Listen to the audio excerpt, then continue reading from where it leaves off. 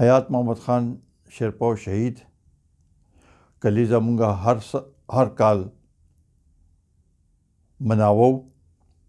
هغه مونږ نه په ډېر کم عمره کې جدا شو. او دغه لږ وخت کې چې کم خدمت هغه د خپل کام کړی هغه اوسه پورې خلک یادوي. کو چا هغه لیدلی و او کو چا نه لیدلی، لیکن د هغه میشن او د هغه سوچ چې دی اوس هم جمدی دی. سږ کال مونږه د هغه 45مه کلیزه مناوو.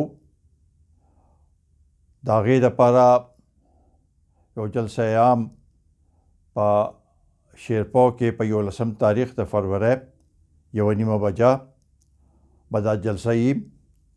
او زما دا خواست التجا ده چې په دې کې شرکت وکړي او خپل شهید لیډر ته خراج عقیدت پیش کړي.